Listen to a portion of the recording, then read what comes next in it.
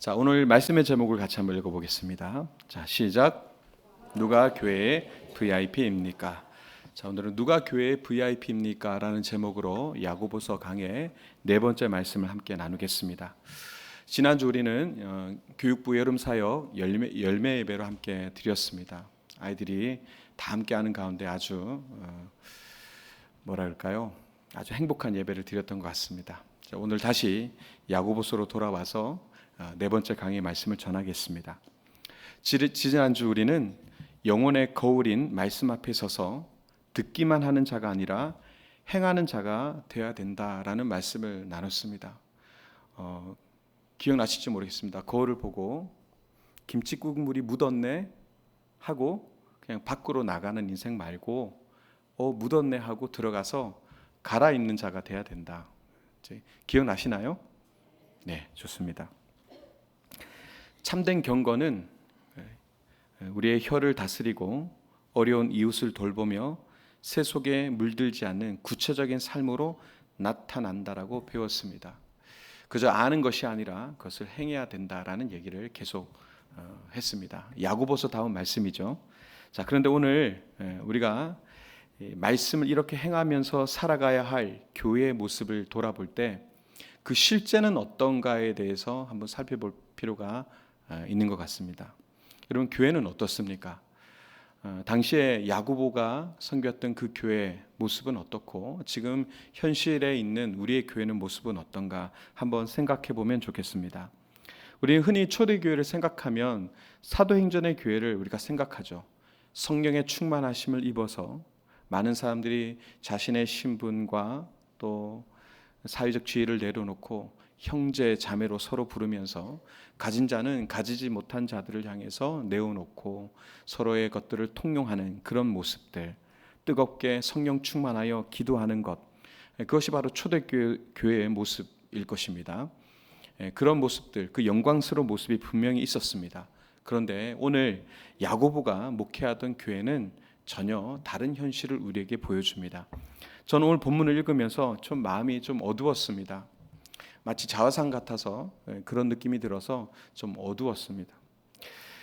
야고보의 눈에 비춰진 교회는 사실 아프고 또 많은 부끄러운 치부를 끌어안고 있는 그런 공동체였습니다.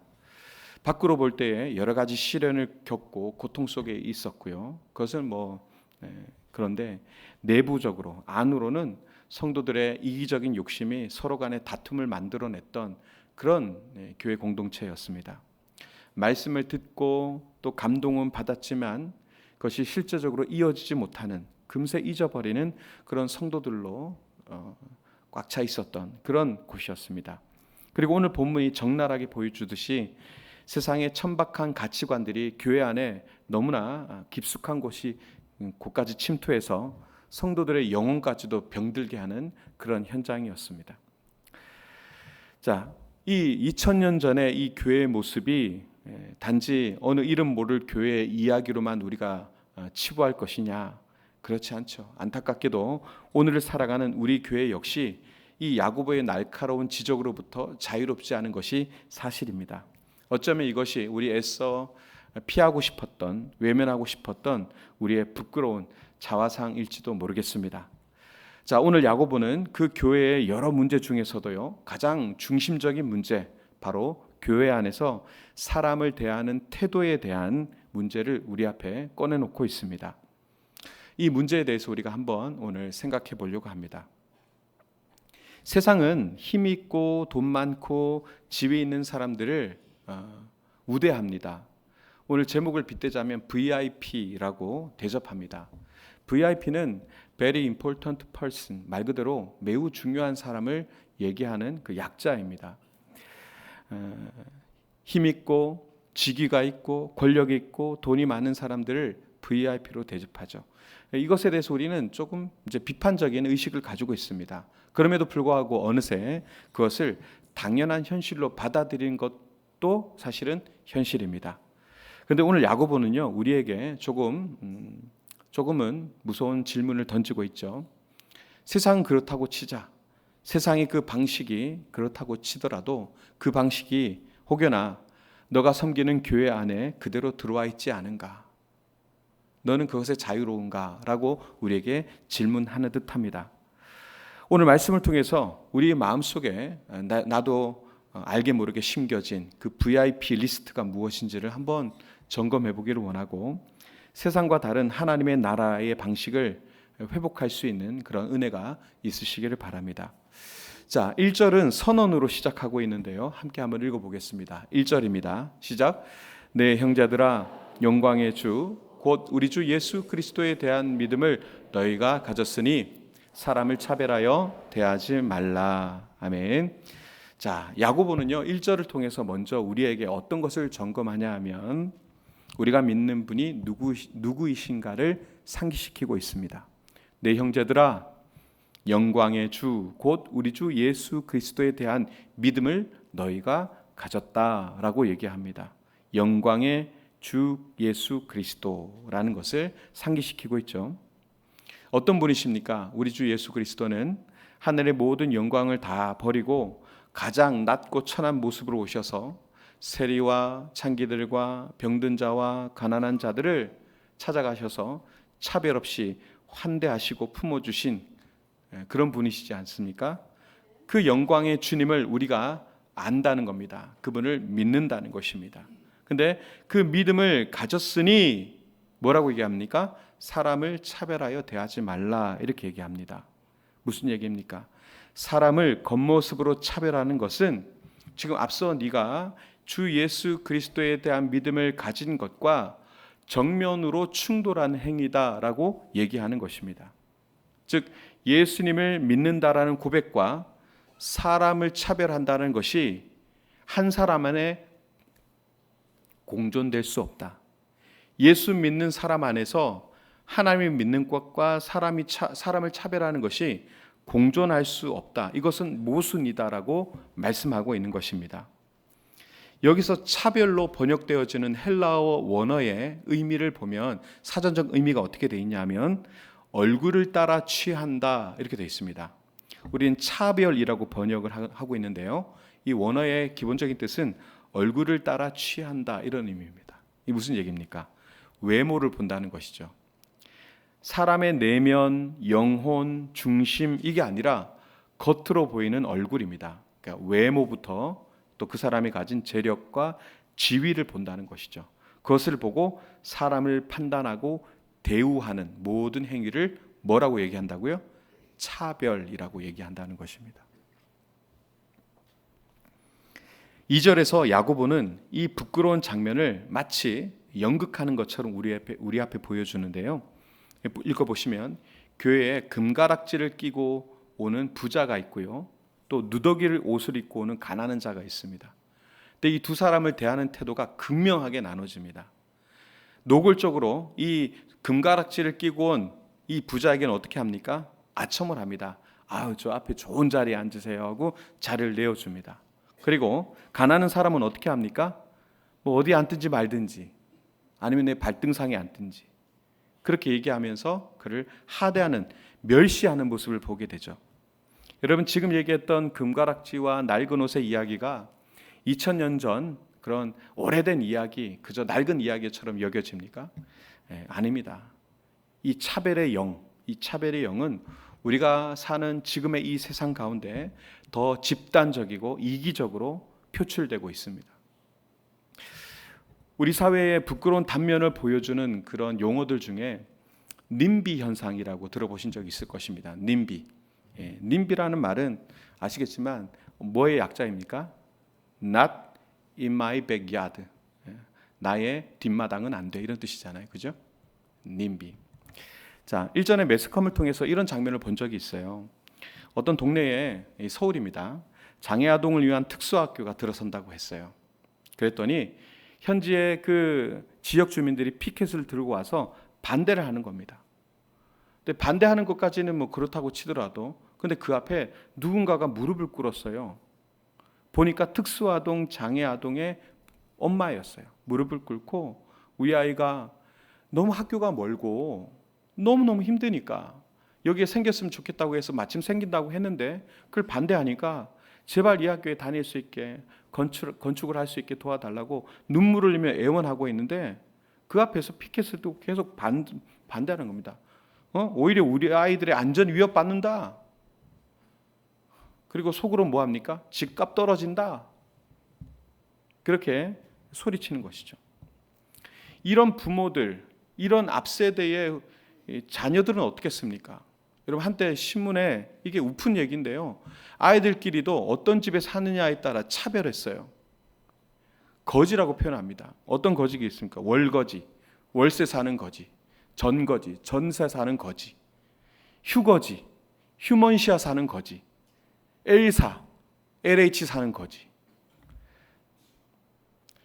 좋은 메이커 있는 아파트, 평수 40평, 50평 되는 메이저급 아파트에 사는 친구들이 이런 친구들을 하대하고 차별하면서 거지라고 이렇게 얘기하는 그런 것들이 서울 안에 있었단 말이에요. 외국인 노동자들 쉼터가 들어선다고 할 때도 똑같은 반응이 일어난 걸 봤습니다. 반대합니다. 우리는 장애인이나 가난한 사람들, 이주인들 혐오하지 않습니다. 그런데 우리 동네는 안 돼요. Not in my backyard입니다. 이것이 바로 오늘 야고보가 고발하는 차별의 실제의 모습입니다. 나의 안전, 나의 편의, 나의 경제적 이익을 지키기 위해서 사회적 약자를 돌보지 않는, 그들을 담벼락으로 구석으로 몰아붙이는 것, 이것이 차별이죠. 이러한 차별은 그렇습니다. 장애인이나 가난한 이들뿐만 아니라 이주인들, 외국인들, 또 때로는 특정 지역 출신이라는 이유만으로 사람을 판단하는 깊은 편견으로 나타나기도 합니다. 세상은 이렇게 끊임없이 나의 유익이라고 하는 이 기준을 가지고 선을 긋고 울타리를 치고 당신은 안 돼, 내 마당은 안 돼, 그렇게 말합니다. 세상은 그렇습니다. 그렇다면 주님의 몸된 교회는 어떻게 해야 될까요? 교회는 어떻게 될까요? 교회는 반대입니다. 이 세상이 쳐놓은 모든 울타리를 다 허물어 버리는 곳이 교회입니다. 이게 교회의 DNA예요. 교회의 태생이에요. 사도행전의 교회를 우리가 함께 나눴지 않습니까? 그 안에 모든 신분의 허물, 신분의 모든 울타리가 다 무너졌습니다. 형제 자매, 경제의 울타리가 무너졌습니다. 내 것이 아니라 우리 것이라고 서로 통용했습니다. 교회의 태생이 그렇습니다. 세상이 우리 동네는 안 된다, Not in my backyard라고 외치는 그 시대에 우리는 어떻게 됩니까? 우리 교회로 오세요. 당신은 하나님의 축복받은 자들입니다. 당신은 하나님의 자녀입니다. 두 팔 벌려 환영해야 되죠. 그래서 이걸 제가 인비라고 부르고 싶어요. Yes, in my backyard. 오십시오. 우리 마당은 다 돼요. 그런 인비 공동체가 돼야 된다라고 말씀드리고 싶습니다. 그러나 야고보는요, 오늘 이 본문 안에서 교회가 오히려 세상의 방식을 따라가고 있다고, 또 악한 생각으로 판단하는 자가 되고 있다라고 4절을 통해서 엄중하게 경고를 하고 있습니다. 4절을 같이 읽어보겠습니다. 자, 시작. 너희끼리 서로 차별하며 악한 생각으로 판단하는 자가 되는 것이 아니냐. 이게 단순한 실수인가요? 그렇지 않죠. 야고보는요, 이걸요 명백하게 죄라고 표기합니다. 죄입니다. 이거. 세상의 기준과 악한 생각이 우리 교회 안으로, 우리 마음속으로 들어오는 순간 더 이상 우리는 어떻게 되느냐? 영광의 그 예수 그리스도를 따르는 제자가 아니라 세상의 방식을 따라가는 죄인이 되어버리는 것입니다. 처음 말씀드렸지만 예수 그리스도, 영광의 주 예수 그리스도를 믿는다는 것과 누군가를 차별한다라고 하는 것은 한 사람 안에서 공존할 수 없는 것입니다. 그런데 지금 다른 데도 아니고요, 야고보가 섬기는 그 교회, 목회하는 그 교회에서 일어나는 일들을 지금 지적하고 있는 것이죠. 자, 여러분, 우리 교회는 그렇습니다. 지금 오늘 얘기하는 교회도 그렇고요, 우리 안에도 이런 것들이 있습니다. 세상의 기준을 따라 사람을 판단하고 있습니다. 그렇다면 우리 하나님의 VIP, 하나님께서 매우 중요하게 여기는 사람은 과연 누가 올라와 있는가? 오늘 말씀에서 아주 분명하게 얘기하고 있는데요. 자, 5절에서 보면 완전히 가치관을 뒤집는 얘기죠. 한번 읽어보겠습니다. 5절입니다. 시작. 내 사랑하는 형제들아 들을지어다. 하나님이 세상에서 가난한 자를 택하사 믿음이 부요하시고 또 자기를 사랑하는 자들에게 약속하신 나라를 상속으로 받게 하지 아니하셨느냐. 아멘. 하나님은 세상에서 무시당하는 가난한 자를 오히려 택하셔서 세상이 줄 수 없는 믿음의 부요함을 주실 뿐만 아니라 약속하신 그 나라, 하나님의 나라를 상속받게 하는 상속자로 삼아 주셨다라고 그렇게 얘기하고 있습니다. 하나님의 나라는요, 우리의 직위, 돈, 부유함으로 사는 게 아니잖아요. 하나님의 나라는 믿음으로 들어가는 나라이기 때문입니다. 그런데 바로 그 다음에 이어지는 6절과 7절을 보면 이 야고보의 목소리가 갑자기 힘이 실립니다. 분노가 막 실립니다. 감정이 느껴져요.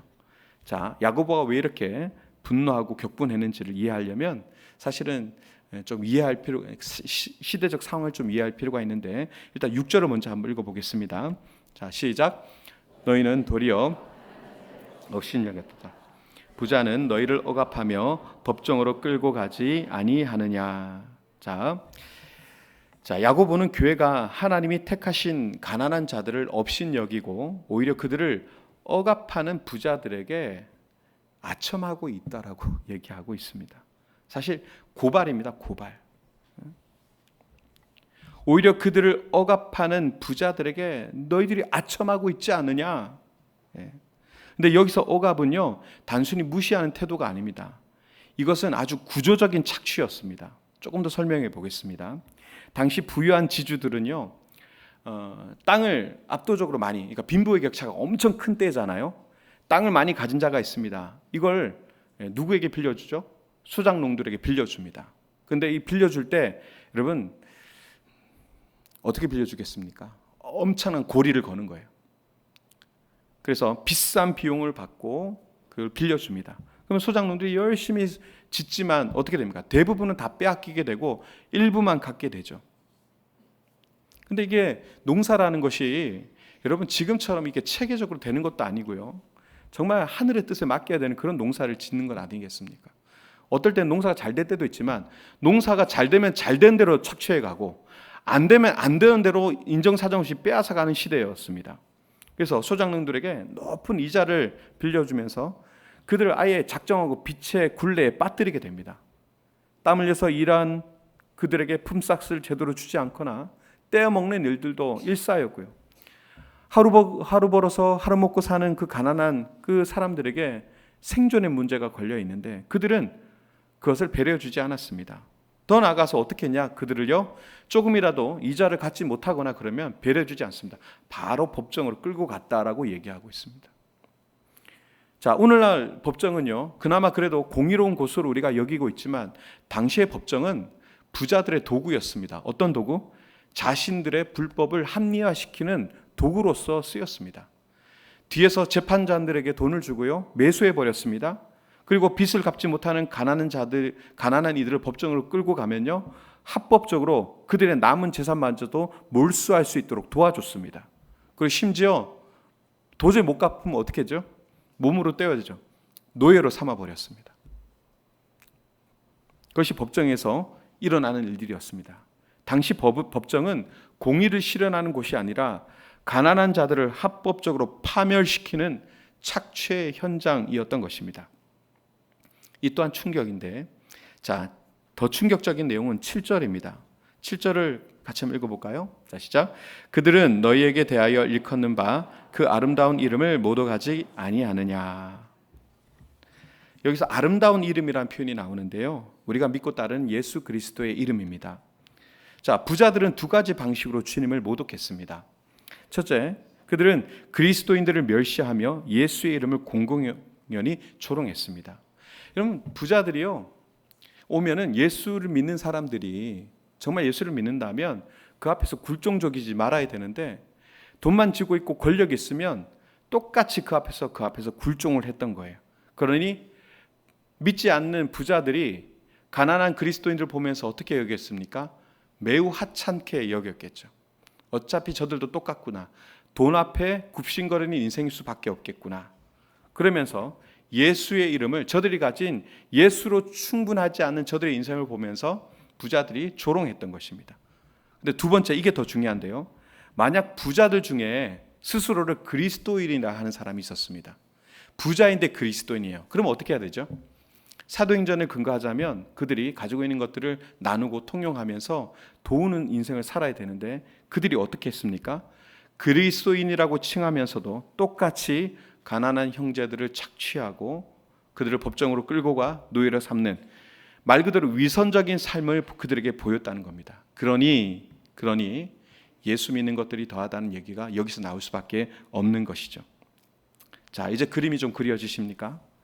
당시 교회는요, 가난한 성도들의 피를 빨아먹는 착취의 주범들을, 법정에서 그들을 파멸시키는 가해자들을, 예수님의 이름을 더럽히는 자들을 단지 돈이 많고 사회적 지위가 있다는 이유만으로 교회 안에 가장 좋은 자리에 앉히고 존경하고 있었다는 것입니다.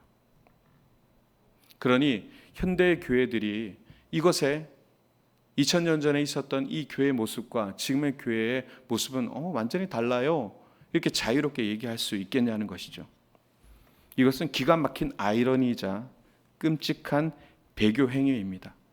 교회가 고통받는 지체의 신음소리를 외면하고 압제자의 편에 선 것입니다.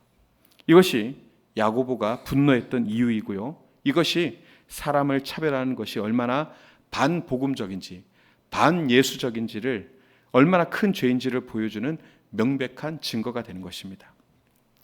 여러분, 야고보가 이토록 격분하며 차별의 문제를 다루는 이유가 무엇이겠습니까? 이것은 단순히 교회 안에서의 어떤 작은 룰을 지키는 것, 그 정도의 문제가 아니기 때문에 그렇습니다. 사람을 차별하는 행위는요, 우리가 믿는 그 복음의 심장을 난도질하는 행위입니다. 교회의 심장을, 그 폐부를 칼로 난도질하는 행위고요, 하나님 나라의 근간을 흔드는 행위가 바로 차별입니다. 자, 8절을 보시면 야고보가 그 신학적 근거를 제시하고 있습니다. 8절을 같이 읽어보겠습니다. 시작. 너희가 만일 성경에 내 이웃 사랑하기를 내 몸과 같이 하라 하신 최고의 법을 지키면 잘하는 것이거니와. 아멘. 자, 성경에 기록된 대로 내 이웃을 사랑하기를 내 몸과 같이 사랑하라. 근데 이 법을 어떻게 표현합니까? 최고의 법이라고 얘기합니다. 최고의 법. 여러분, 최고의 법, 이게 원어로 보면요, 왕의 법이라고 되어 있습니다. 왕의 법, 바실리코스 노모스, 왕의 법이라고 부릅니다. 이 법이 어떤 뜻이냐면, 여러 법이 있습니다. 그 법 중에 어떤 하나의 이런 법이 아니라 만왕의 왕이신 예수 그리스도께서 친히 선포하시고 자신의 삶을 통해서 보여주신 하나님 나라의 헌법과도 같은 법이다, 이렇게 얘기하는 겁니다. 예수께서 그렇게 사셨습니다. 하늘의 모든 영광을 다 버리고 스스로 천하고 낮아지셔서 가난한 자의 친구가 되어주신 왕, 힘으로 군림하지 않으시고 섬김으로 다스리시는 우리의 왕, 그 예수님의 나라에서는 세상의 힘과 부를 기준으로 사람을 차별하는 것, 이것이야말로 왕의 통치를 거부하는 반역행위와 같다. 하나님의 나라의 법과 완전히 대치되는 거예요. 우리가 예수 그리스도를 주로 모시고 그분을 믿음으로 하늘나라의 법으로 살아가야 되는데, 이거 완전히 대치되는 세상의 악법으로 살아가는 것입니다.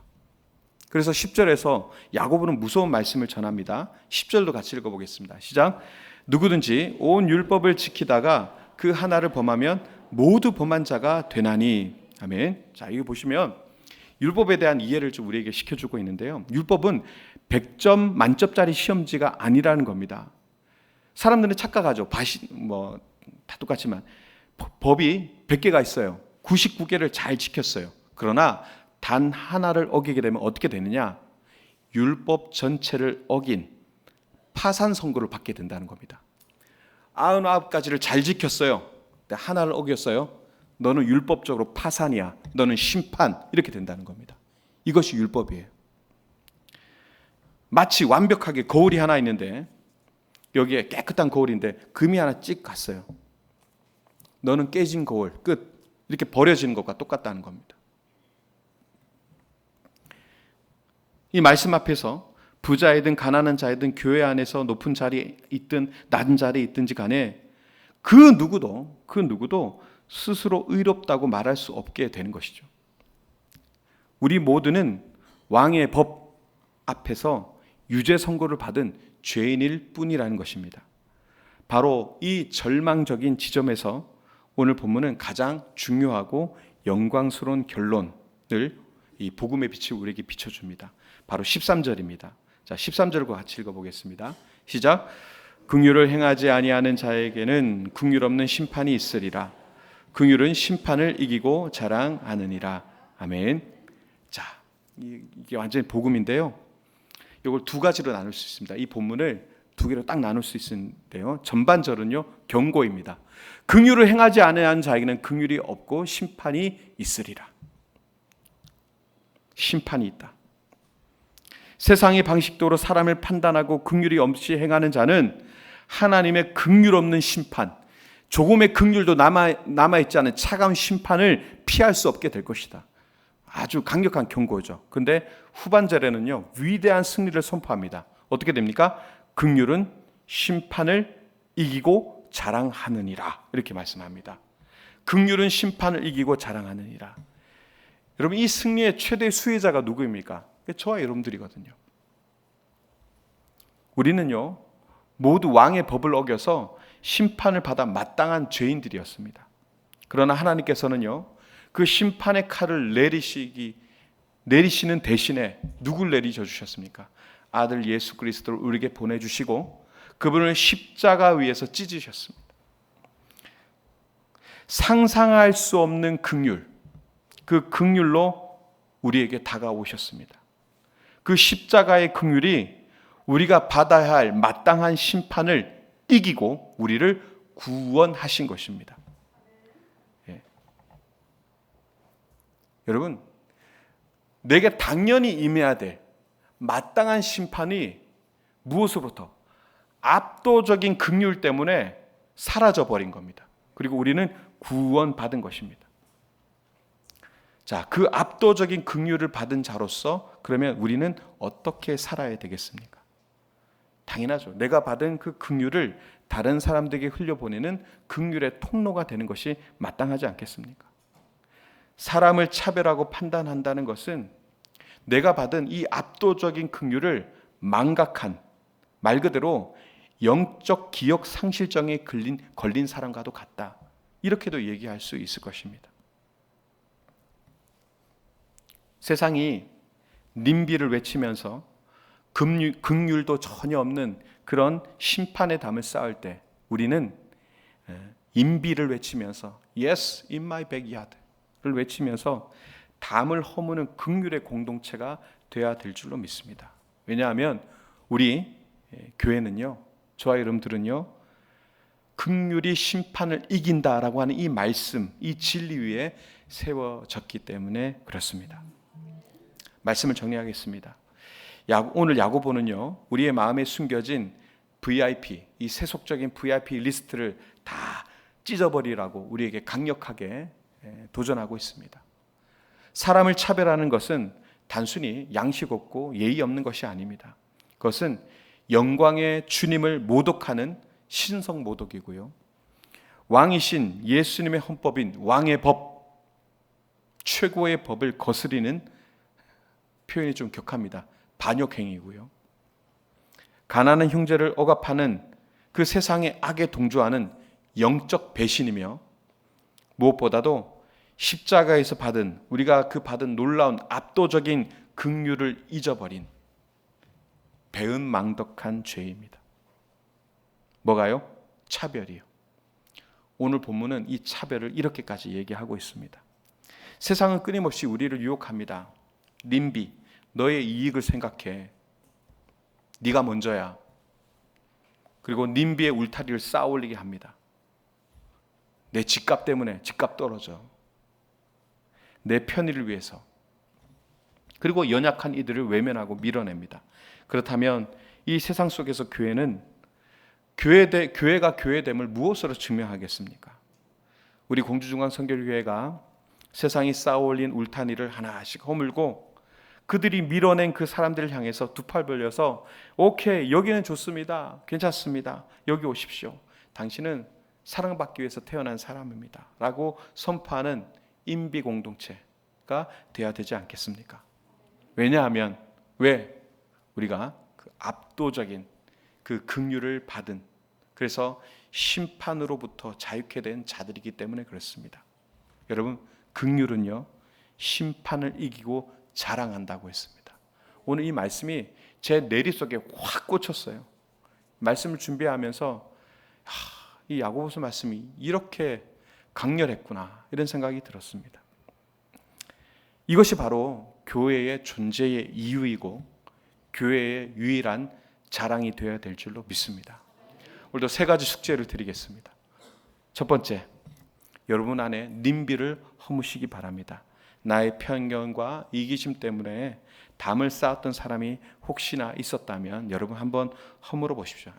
저 인간은 안 돼, 이런 거 말고요, 그 선을 지우고 먼저 다가가서 손을 내미는 용기를 한번 내보시기 바랍니다. 두 번째, 왕의 법, 최고의 법을 실천해 보시기 바랍니다. 의도적으로 내가 평소에 차별했다면, 또 지나쳤다면 그 사람을 한번 다가가 보는 것이 어떨까 싶습니다. 이야기를 들어주고 또 피로도 채워주고, 그렇게 한번 해보시면 좋겠습니다. 셋째, 긍휼의 통로가 되시기 바랍니다. 누군가를 판단하고 싶은 마음이 들 때마다 십자가를 통해서 나에게 쏟아졌던 압도적인 그 긍휼을 한번 생각해 보시고요, 심판 대신에, 정죄 대신에 긍휼, 사랑, 이것을 선택함으로써 복음의 능력을 증거해 보는 그런 저와 여러분들의 삶이 되시기 바랍니다. 우리 공주중앙선교교회가 세상의 VIP 말고요, 하나님 나라의 VIP를 알아보는 영안이 열렸으면 좋겠습니다. 저 사람이야말로 하나님이 기뻐하는 사람이야. 교회가 너무 세속에 많이 물들었습니다. 권력에 너무 기뻐했고요, 가진 자들을 너무 기뻐했습니다. 그래서 교회가 변질되었습니다. 우리 교회 공동체는 그런 세상의 VIP가 아니라 어느 때보다 하나님의 VIP를 알아봐야 할 영적 눈이 열려야 될 줄로 믿습니다. 그러한 교회, 그러한 성도 다 되시기를 주님의 이름으로 축원드립니다.